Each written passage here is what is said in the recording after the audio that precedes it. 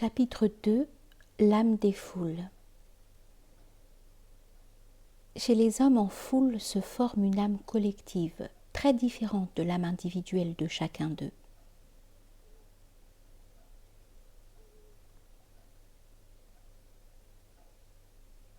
L'âme des foules est dominée par une logique particulière inconsciente, la logique collective.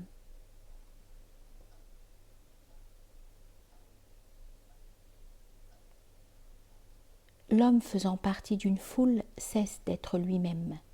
Sa personnalité consciente s'évanouit dans l'âme inconsciente de cette foule. Il perd tout esprit critique, toute aptitude à raisonner et redevient primitif.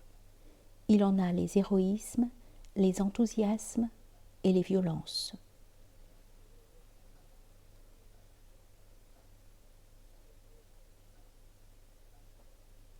Excitabilité, fureur subite, inaptitude au raisonnement, crédulité sans bornes, intolérance excessive, obéissance servile au meneur constituent les caractères principaux des foules.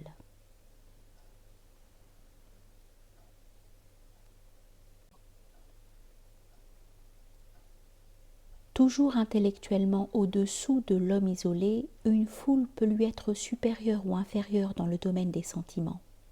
Elle devient aussi aisément héroïque que criminelle.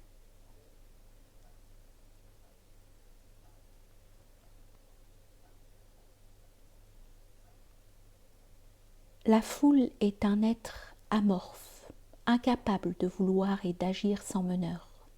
Son âme semble liée à celle de ce meneur.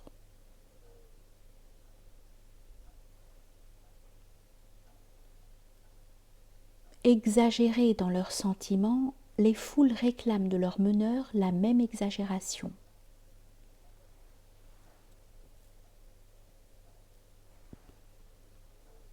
Il est beaucoup plus facile de suggestionner une collectivité qu'un individu.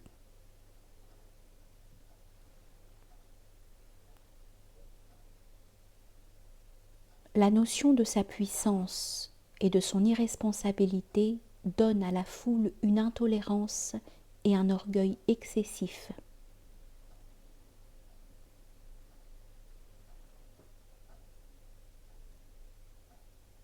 La foule est plus susceptible d'héroïsme que de moralité.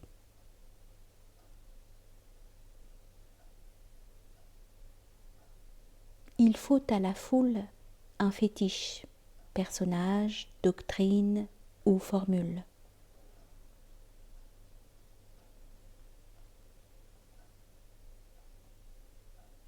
L'extrême sensibilité des foules rend leurs sentiments très mobiles. Elles passent facilement de l'adoration à la haine.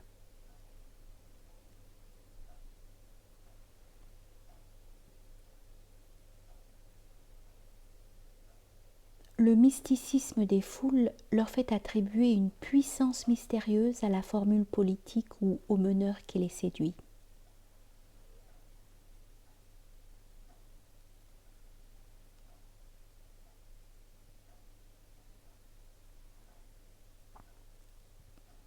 Confinée dans l'affectif et le mystique, la foule est incapable de voir ce qu'apercevrait clairement l'observateur isolé.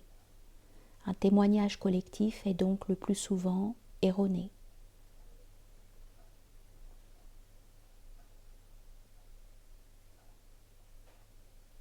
La foule ne retient guère des événements que leur côté merveilleux.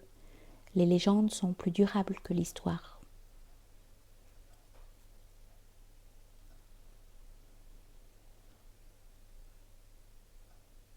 Les foules exigent avant tout des espérances. Privées du sens des possibilités et douées d'une crédulité infinie, elles acceptent les plus invraisemblables promesses.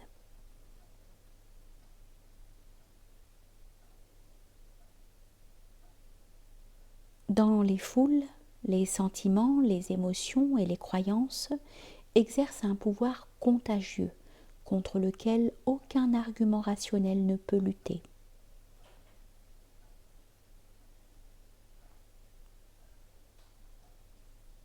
L'affirmation, la répétition, La contagion et le prestige constituent les seuls moyens efficaces de persuader les foules.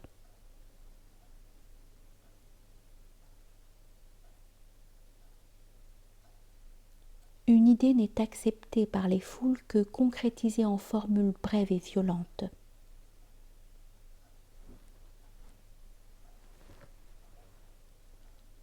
L'altruisme est une vertu collective. L'intérêt personnel, si influent sur les individus, agit peu sur les multitudes.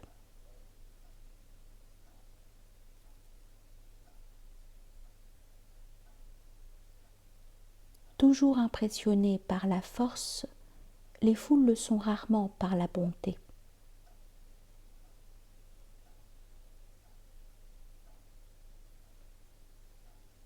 Les foules ne respectent que les forts. Le mépris du faible a toujours été leur loi.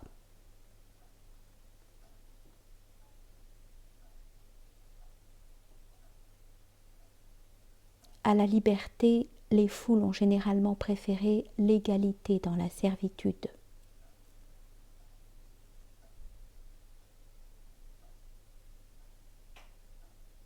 Quand les freins sociaux qui contiennent les instincts des multitudes sont brisés, elles retombent très vite dans la barbarie ancestrale.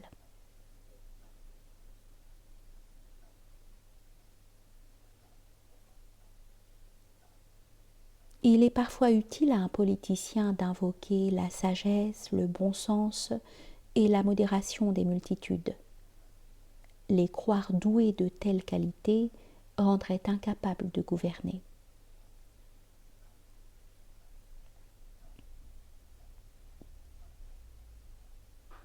Céder une fois à la foule, c'est lui donner conscience de sa force et se condamner à lui céder toujours.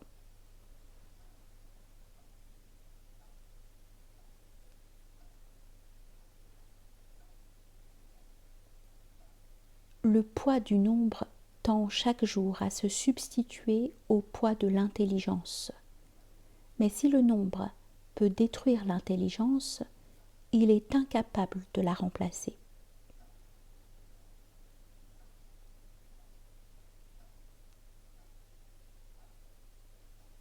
Les foules comprennent rarement quelque chose aux événements qu'elles accomplissent.